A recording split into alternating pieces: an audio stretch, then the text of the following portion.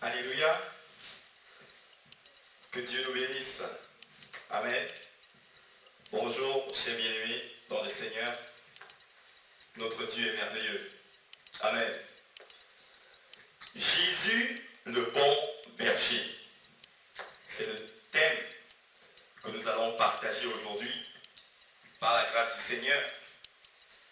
Jésus, le bon berger. Le bon berger.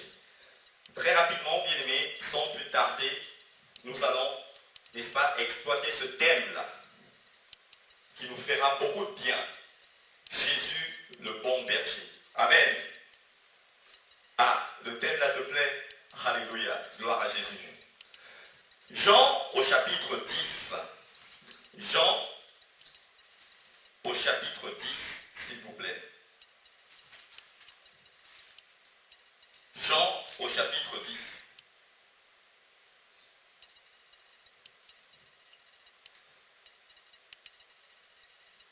À partir du verset 8.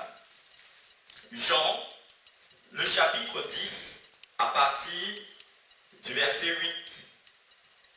Alléluia. Jean 10, à partir du verset 8. La Bible dit, je lis au nom de Jésus, « Tous ceux qui sont venus avant moi sont quoi? Des voleurs et des brigands. Tous ceux qui sont venus avant moi sont des voleurs et des brigands. Mais les brebis ne les ont point écoutés. » Alléluia. La suite dit, je suis la porte. Si quelqu'un entre par moi, il sera sauvé. Il entrera et il sortira. Et il trouvera des pâturages. Verset 10. Le voleur ne vient que pour dérober, égorger et détruire. Moi, Jésus, je suis venu afin que les brebis aient la vie et qu'elle l'ait en abondance. Verset 11. Je suis le bon berger. Le bon berger fait quoi? Il donne sa vie pour ses brebis. Mais le mercenaire qui n'est pas le berger, et c'est important ça, bien aimé, pour nous enfants de Dieu. Il ne faut jamais confondre le mercenaire et les brebis, et le berger, autant pour moi. C'est le maître lui-même qui le dit. Il dit, verset 12, mais le mercenaire qui n'est pas le berger et à qui n'appartiennent pas les brebis, voit venir le loup, abandonne les brebis et prend la fuite.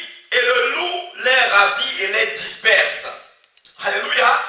Voilà une des caractéristiques du mercenaire. Le mercenaire vient, bien aimé, disperser. La Bible dit que celui qui ne rassemble pas divise. Il disperse. Amen ou pas amen? Celui qui ne rassemble pas disperse. Il divise.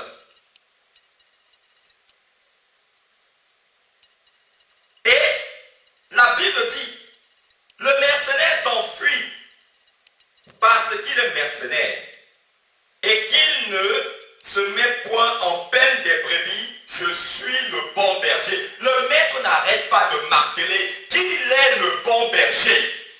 La question maintenant, c'est de savoir. Le maître nous a souvent amené, n'est-ce pas, a fait parfois une comparaison dans la nature, parce que plusieurs fois, il nous a dit, la nature elle-même ne vous enseigne-t-elle pas? Que se passe-t-il dans la nature en ce qui concerne le berger et les brebis? Dans la nature, qui est celui qui nourrit l'un ou qui nourrit l'autre? C'est le berger, n'est-ce pas? C'est le berger qui nourrit les brebis. Alléluia. Mais comment ça se fait que ce sont les brebis? Mes amis, c'est le monde à l'envers aujourd'hui. C'est celui qui fait du faux, qui est dans le mauvais, qui est qualifié de bon aujourd'hui aux yeux des gens du monde, selon la compréhension mondaine. Celui qui fait du mal, si tu t'habilles décemment, on jugera que tu t'es mal habillé. Mais si tu t'habilles avec une mini-jupe, une petite culotte de bien-aimé, là, on dira que tu t'es bien vêtu. Pourquoi? Parce que c'est agréable aux yeux charnels. Si tu t'habilles bien moulé, bien serré, là, c'est agréable parce qu'il y en aura des hommes, voire même des frères, des gens qui se disent frères, qui vont rincer leurs yeux, malheureusement. Et ils vont venir s'asseoir dans l'église locale avec une apparence d'agneau. Pourtant, ce sont des vrais loups prédateurs. Ils sont prêts à attraper leur proie. Lorsqu'ils arrivent dans l'assemblée, ils quittent des sœurs partout là. Ils regardent. Lorsque la sœur se baisse, ils regardent là. Si, voilà, il peut voir ce que ses yeux recherchent. Donc, je retire la parenthèse. Dans la nature, c'est le berger qui nourrit ses brebis. C'est le berger qui prend soin de ses brebis. Comment ça se fait que dans le milieu chrétien aujourd'hui, ce sont les brebis qui prennent soin de leur soi-disant berger? Et à quelle manière, bien aimé? Je peux comprendre encore qu'un frère ou une sœur, n'est-ce pas, ait eu, n'est-ce pas, de la part du Seigneur, à cœur, n'est-ce pas, peut-être, voilà, selon ses moyens, d'apporter quelque chose à son berger. Mais ce n'est pas de ça que je parle. Mais aujourd'hui, ce sont les brebis qui portent le fardeau de leur soi-disant berger. Au lieu que ce soit le berger qui prenne soin d'elle, ce sont plutôt les brebis qui prennent soin, qui portent le fardeau du berger. Le berger vient vous dépouiller. Et vous êtes là, vous secouez la tête, vous dites oui, amen, amen, mais vous êtes les premiers à être dépouillés. Le berger arrive, tu te retrouves entêté. Le berger arrive chez toi, tu te retrouves à découvert. Le berger arrive, tu te bats et tu commences à quémander de l'argent partout. Ainsi de suite. Qui t'avait envoyé là-bas, mon ami? C'est Jésus qui t'avait envoyé là-bas? Jésus a dit, je vous enverrai des bergers selon mon cœur. Ton berger là, qui est ton berger? Entre lui et toi, qui prend soin de l'autre? Est-ce que ton berger prend soin de toi? Ton berger, il est politicien. Comme l'autre a dit, moi, président, je ferai ceci. Ton berger vient et dit, non, moi, j'ai arrêté le serpent. Moi, je fais ceci. Moi, je fais partie des hommes les plus influents. Là où je suis, en tant qu'homme de Dieu. Moi, je ne prêche plus devant les petites foules. Voilà les bergers que vous adulez. Ah, que Dieu nous aide. Bon, voilà alors ce berger-là que les enfants de Dieu recherchent aujourd'hui. Vous êtes, mes amis, des chrétiens ou des crétins. Mais est-ce que vous n'avez pas vu que ça ne marche pas depuis? Jésus dit que je suis venu, moi le berger, le bon berger. Jésus précise bien, moi le bon. Ça veut dire qu'il y a des mauvais bergers. Il dit, moi le bon berger, je donne ma vie pour mes brebis. Mes amis, moi je n'ai plus de fardeau. Je vous le dis en toute humilité. Mes fardeaux, bien aimés, une situation arrive, je le remets entre les mains de Jésus. Et Jésus s'en charge. Pourquoi je dois porter le fardeau quand mon berger, mon bon berger me dit que c'est lui qui donne sa vie pour moi. Le bon berger dit que c'est lui qui porte mes fardeaux. Vous tous qui êtes fatigués de charger, venez à moi et je vous donnerai du repos. Pourquoi vous n'avez pas le repos et vous vous dites enfant de Dieu? Pourtant, on vous prêche la bénédiction, l'abondance. Depuis que vous fréquentez des églises, là, avez-vous reçu cette abondance-là? Niet. Mais mes amis, vous n'êtes pas fatigués?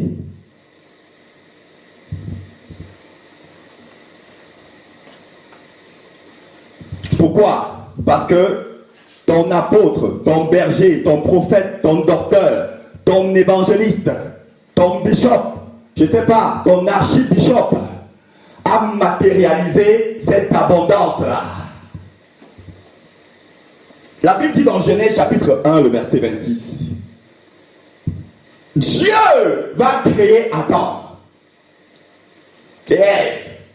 Et du verset 26 à 28 que Dieu les bénit. Dieu les bénit.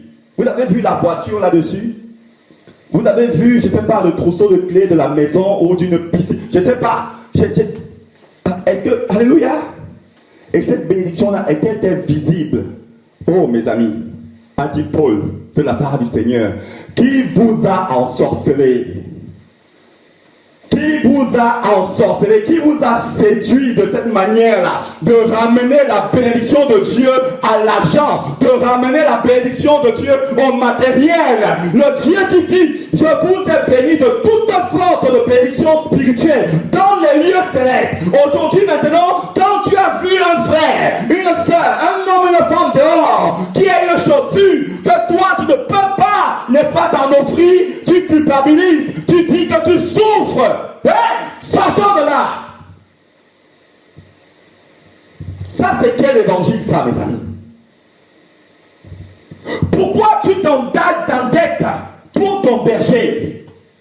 Comment ça se fait que ton berger arrive? Tu as ton berger et tu es à découvert à cause de ce berger-là. Parce que tu veux faire plaisir à l'homme. Tu as, n'est-ce pas, récupéré ce berger-là comme le marabout que tu ne peux plus aller voir dans le monde. Tu dis, ah, si je vais là, on peut me croiser là-bas. Quelqu'un peut, n'est-ce pas, voilà, m'apercevoir. Et cependant, tu veux remplacer. Et comme, n'est-ce pas, ton berger là t'a montré qu'il a un super marabout. Voilà. Tu as dit, berger, je te donne de l'argent et tu prieras pour moi.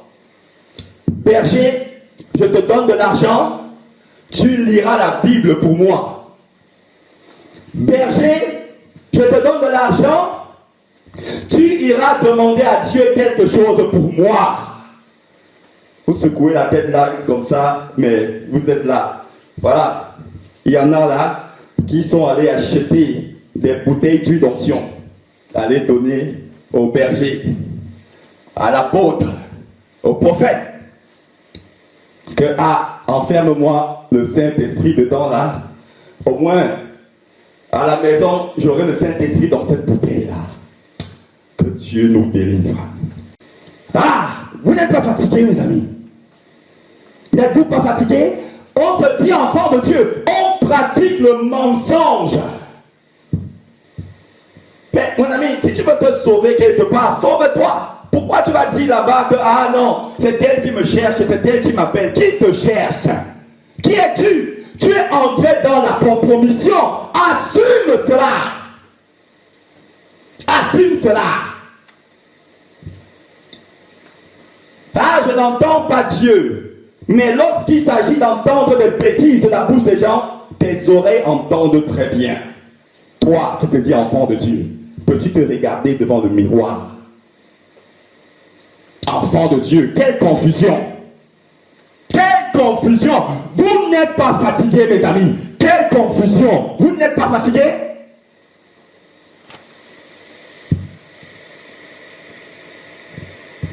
Chrétien. Et on a de l'amertume dans le cœur, de la haine, du ressentiment. Chrétien, quel modèle es-tu pour ta femme? Quel modèle es-tu pour ton mari? Même si ton mari peut raconter des choses dehors, mais qu'est-ce que Dieu dit à ton sujet? Tu peux persuader les gens, raconter ce que tu veux, mes amis. Oh, il y a un juste juge et la vérité ne se cache pas.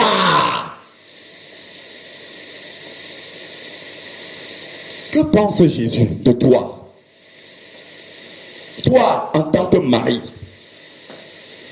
Toi, en tant que femme. Que pense Jésus de toi? Toi, tu veux plaire à ton prophète, à ton bishop, à ton apôtre. Pour qu'il te donne, je ne sais pas, la place à côté de lui, pour qu'il te donne de l'onction. Pourtant, ton cœur est rempli de noirceur. Ton cœur est rempli de ténèbres. Qui est celui qui déclare une parole et cela s'accomplit si l'Éternel n'a pas ordonné? Ton bishop te dit qu'il va te donner de l'onction. Qui va t'amener comme t'apprendre à secouer les cieux. My God. Quel évangile ça? La Bible dit dans Amos, voici, il arrive des jours, et nous sommes dans ces jours-là depuis déjà 2000 ans, où j'enverrai la famine dans le pays. La famine dans le pays, non pas une faim, une famine de pain, non pas une soif d'eau, mais une faim et une soif d'entendre la parole de Dieu. Mais les enfants de Dieu veulent entendre des choses agréables à leurs oreilles. On vous fait des bénédictions depuis. Chaque jour, on prie sur la délivrance. Aujourd'hui, délivrance. Demain, délivrance. Mais jusqu'à quand tu seras délivré? Quand seras-tu délivré, ma soeur, ton frère? Quand seras-tu délivré? Je chasse, je brise. Oui, sorcier qui a fait... Mes amis, quel est cet enfant de Dieu qui a peur du sorcier? La Bible dit que lorsque Paul est entré là-bas dans cette ville-là, Simon le magicien, qui avait un ministère d'étonnement, il s'est dit mince. Ça, voilà le grand frère. Voilà la véritable puissance. Voilà la véritable onction qui apporte la transformation depuis que nous recevons. Vous ici, parce que vous êtes les premiers ici, vous faites semblant là. Vous avez reçu l'imposition de moins 100 fois. Vous êtes tombé 100 fois. Quelle transformation y a-t-il dans votre vie depuis? Quelle transformation? Là, il n'y a pas d'amen. Hein? Là, il y a des amens un peu forcés dans le cœur, où ça cale à la gorge. Le Seigneur va nous donner ces messages-là ici. Nous vous avons toujours dit avec humilité de la part du Seigneur. Ce n'est pas le nombre. Même s'il y en avait une personne ici, ce message ne changera pas. Il ne changera pas. Il ne changera pas, mes amis. Nous voulons obtenir la couronne. Nous voulons que ce jour-là, Yeshua, le maître, dise, oh, mon fils, tu as accompli la mission. Reçois ta couronne. Viens t'asseoir auprès de moi. Nous ne serons pas récompensés sur le nombre de personnes. Alléluia. Alléluia. Ah.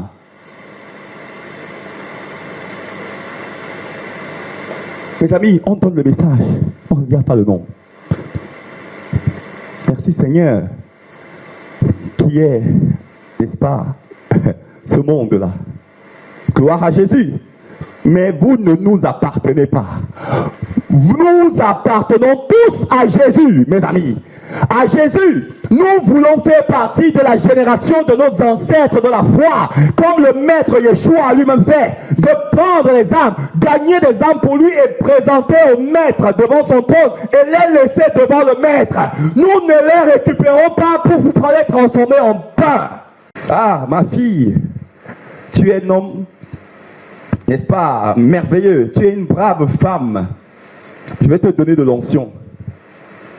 Tu es là comme ça, tu es dans la confusion. Tu te dis enfant de Dieu. Confuse. À chaque fois que tu te retrouves seul, tu réfléchis. Ta vie a changé depuis? Dis-moi, est-ce que depuis que tu dis suivre Jésus là, Est-ce qu'il y a une transformation? Parce qu'il dit que je changerai les cœurs de pierre en cœurs de chair. As-tu un cœur de chair? Est-ce que même ici, parmi nous là, est-ce que même ici, les gens qui sont dans cette salle ont un bon témoignage de toi de la part du Seigneur? Non. Tu es rebelle. Tu parles mal à ton mari. Tu parles mal à ta femme. Tu parles mal à ton entourage. En tant qu'enfant, même auprès de tes frères et soeurs dans la maison, tes frères de sang biologique, tu les parles mal, même à ta mère, même à ton père. Tu maudis ta mère, tu maudis ton père. Tu qualifies ton père et ta mère de sorcier et de sorcière.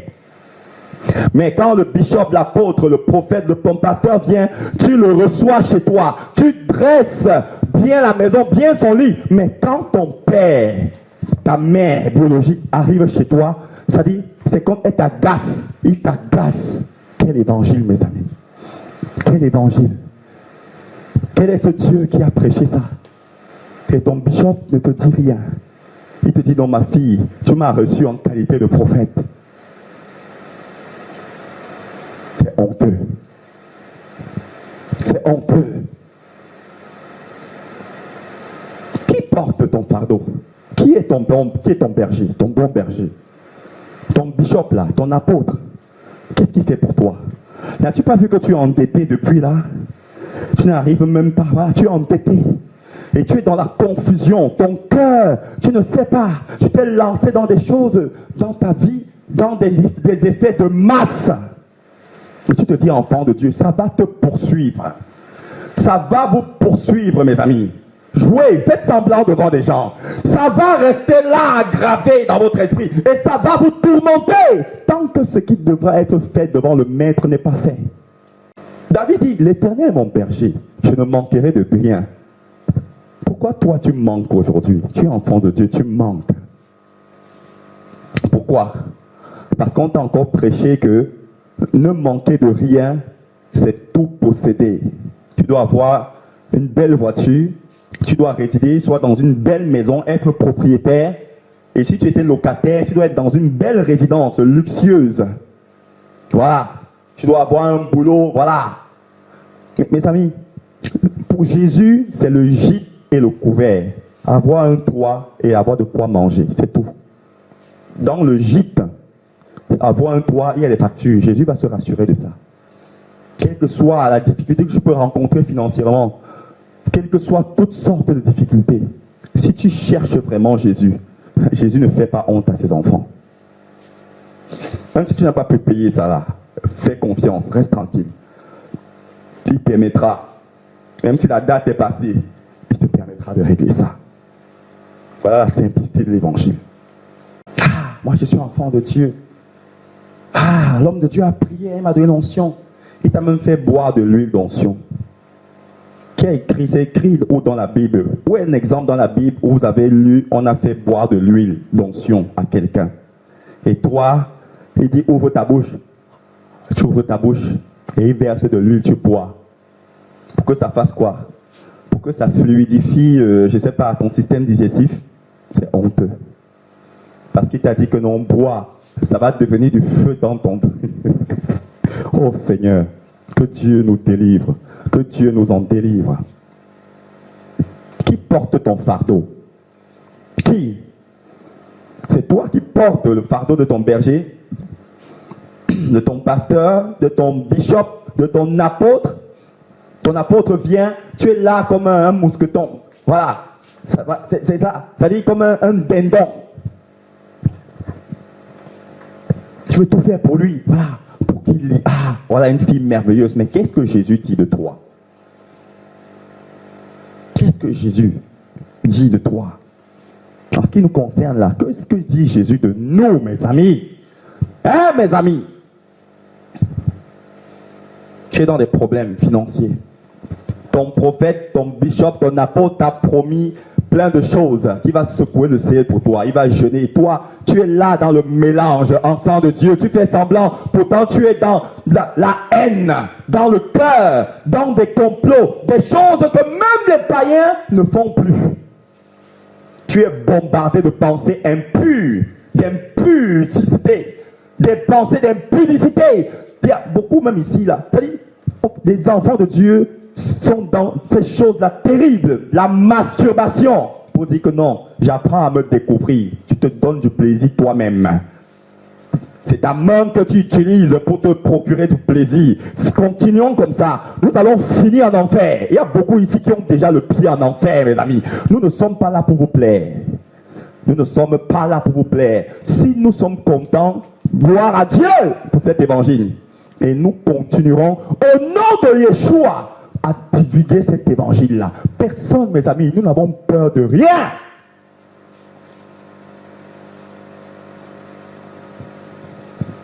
Si tu recherches la vérité, c'est Jésus qui te dira si tu es au bon endroit ou pas. Et si tu estimes, ou comme certains le disent, c'est Dieu qui te dit que ce n'est pas un bon endroit. Mon ami, va chercher. Là, on va te dire ce que tu voudras entendre. Des choses qui sont agréables, qui seront, n'est-ce pas, voilà, les bons endroits pour toi. Et écoute cela. Et c'est la fin, a dit la Bible. Vaut mieux la fin de toute chose que son commencement. Recherche une intimité avec Dieu.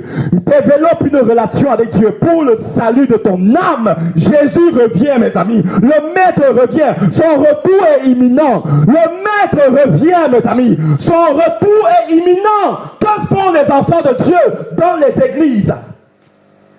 Que font les enfants de Dieu dans les églises?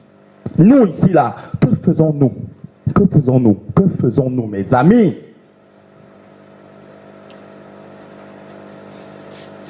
Les enfants de Dieu vivent comme sinon ils vont automatiquement se réveiller le lendemain. Nous ne savons pas que même maintenant, là, Jésus peut revenir. Jésus peut revenir, mes amis.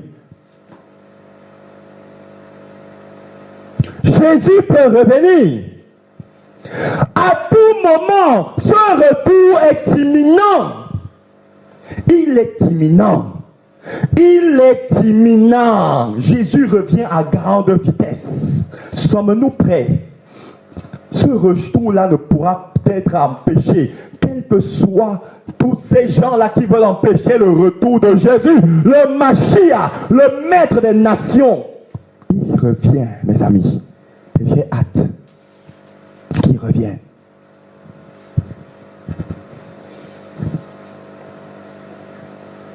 Commençons à nous repentir de toutes ces mauvaises choses-là. Repentons-nous, mes amis. Le temps, nous sommes dans les derniers temps.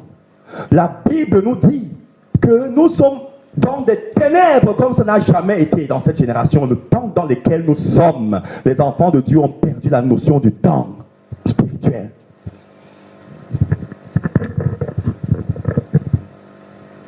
Jésus revient. Jésus revient. Qui est ton berger? Est-ce Jésus qui t'a envoyé ce berger-là? Est-il un bon berger ou un mauvais? S'il y a un bon, ça veut dire qu'il y a des mauvais bergers. Qu'est-ce que ton berger te donne comme nourriture? La Bible dit dans Matthieu 24, quel est le serviteur fidèle et prudent que le maître a établi sur ces gens afin de leur donner de la nourriture au temps convenable?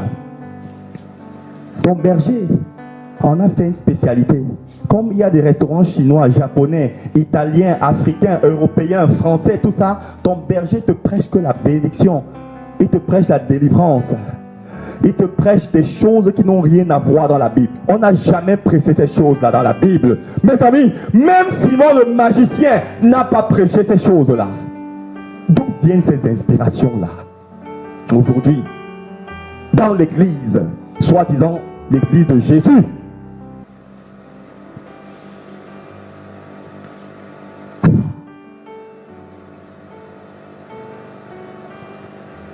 pourquoi tu es en peine? Tu portes le fardeau de ton berger. Ce berger, pasteur, bishop, apôtre, je ne sais pas quel est son nom.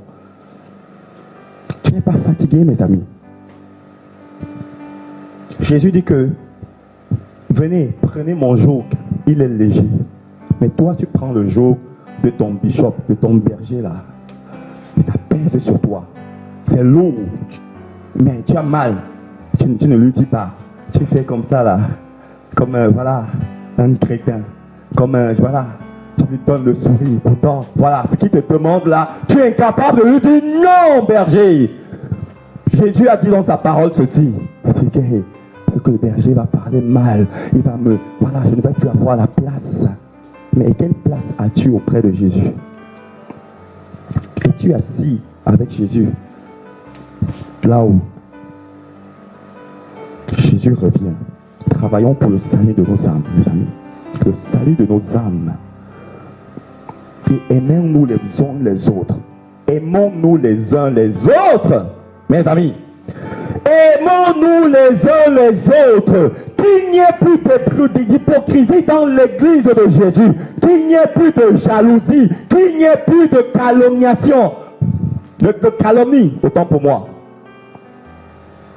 De mensonges, des coups bas. Et ici, là, nous sommes champions ici. Jésus, le bon berger, est celui qui donne sa vie pour ses brebis.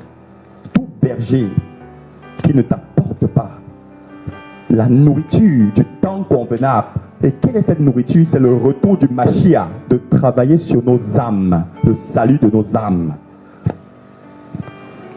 C'est ça, cet évangile-là, qui apporte la crainte de Dieu. Et cette crainte de Dieu, par amour pour lui, conduit à la transformation des cœurs. On commence à chercher Dieu. On commence à passer du temps avec Dieu. On ne recherche plus l'appréciation des hommes en ce temps-là. On ne recherche plus à être entouré des hommes. On veut être en présence de Jésus seul.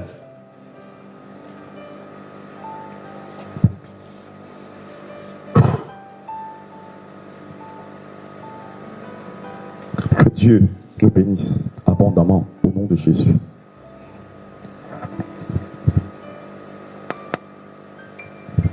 Alléluia. Que cette parole-là tombe sur une bonne terre qui est notre cœur et que Dieu nous aide. Tenons-nous debout et nous allons prier le Seigneur. Alléluia.